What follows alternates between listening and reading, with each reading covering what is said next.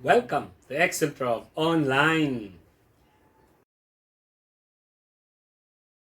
Go placidly amid the noise and the haste, and remember what peace there may be in silence.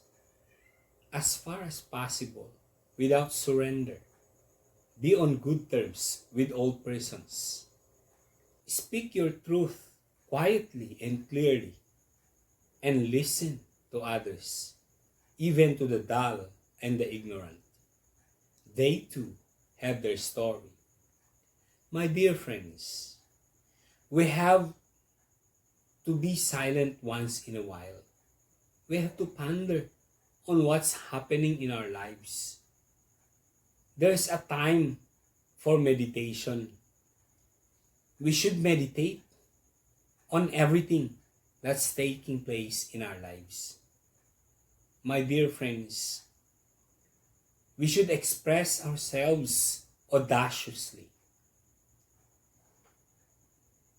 We have to learn how to listen to others, to everyone. We should not only listen to the brilliant ones.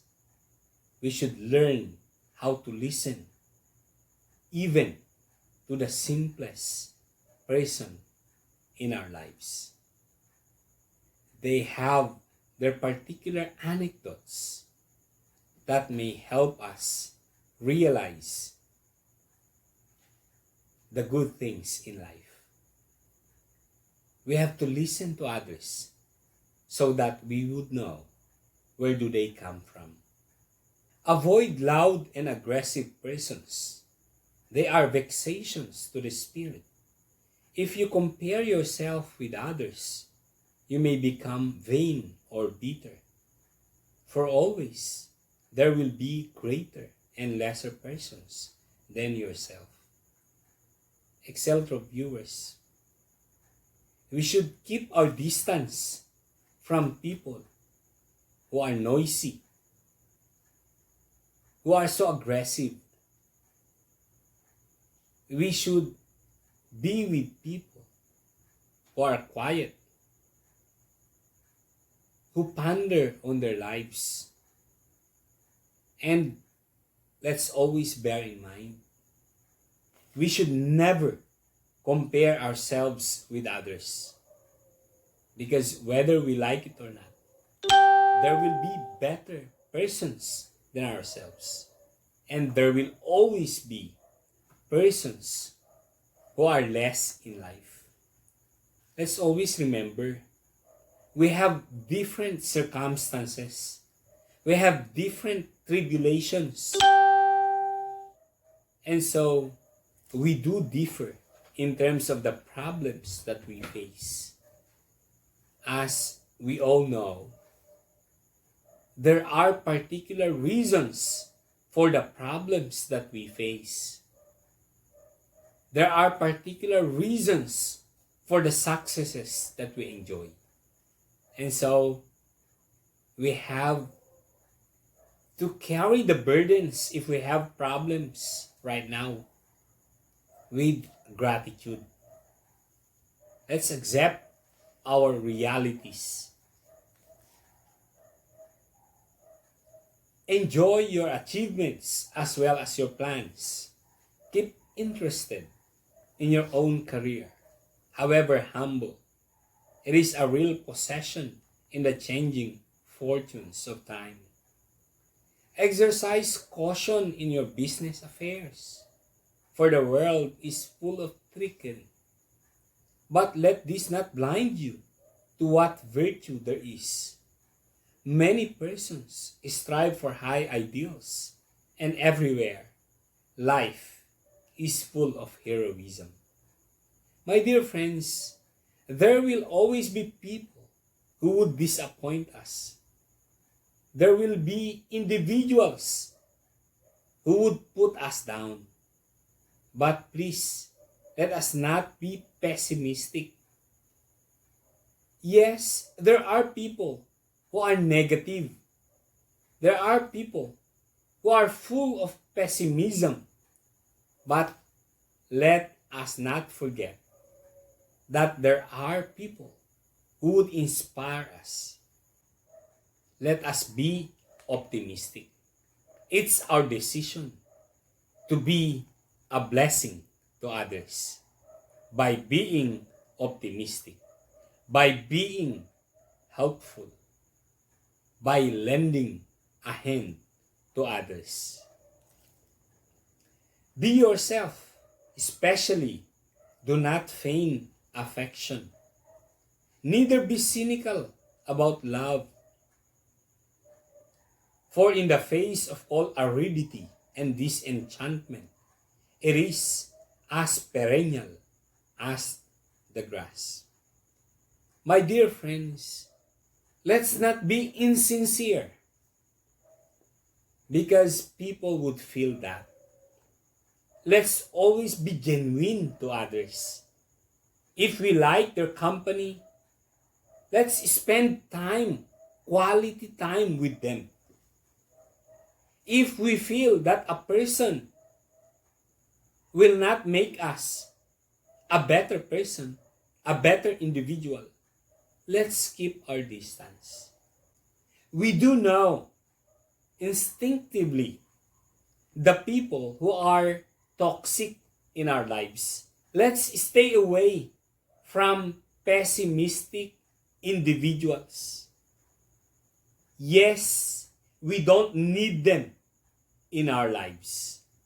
My dear friends, we opt to be with individuals who have a positive, winning mindset. It's our choice, my dear friends. Take kindly the counsel of the years, gracefully surrendering the things of youth. Nurture strength of spirit to shield you in sudden misfortune. But do not distress yourself with dark imaginings. Many fears are born of fatigue and loneliness. My dear friends, let's accept the realities in our lives as of the moment. Yes, my dear friends, we do need self-esteem, self-confidence, especially when the dark times come in our lives. There will be tribulations, there will be challenges, and what would buoy our spirit, what would buoy our soul is that self-esteem, that belief that we can do it with His guidance, with His company. My dear friends, we can do it by His grace. Do not distress yourself with dark imaginings. Let's not worry about what's going to happen in our lives. Let's always remember, my dear friends, Exceltrove viewers, that everything that happens in our lives, He has ordained. He has His hands in it.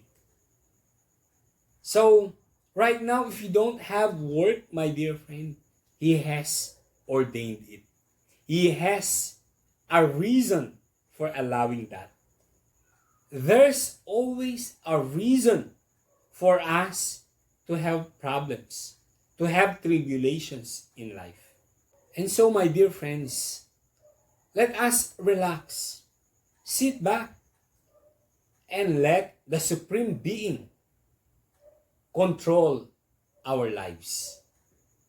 There are things that are beyond our control. What can we do then? Nothing. We just need to ask, to request His guidance. Because, my dear friends, whether we like it or not, we cannot control everything. There are things that are beyond our control. And so, we are at His mercy. We have to pray for His guidance. Beyond a wholesome discipline, be gentle with yourself. You are a child of the universe, no less than the trees and the stars. You have a right to be here. So, Exceltrove viewers, whatever happens to us, let's always believe that there's a reason for us to experience whatever we have in our lives right now. He loves us, and He gives us challenges, tribulations that He knows we can overcome. In His time, everything shall come back to normal. And whether or not it is clear to you, no doubt the universe is unfolding as it should. Therefore, be at peace with God, whatever you conceive Him to be. And whatever your labors and aspirations, in the noisy confusion of life, keep peace in your soul. With all its sham, drudgery, and broken dreams, it is still a beautiful world. Be cheerful. Strive to be happy. My dear friends, yes, there are many surprises in our lives. And yes, Exceltrove viewers, there are things in our lives that we don't expect.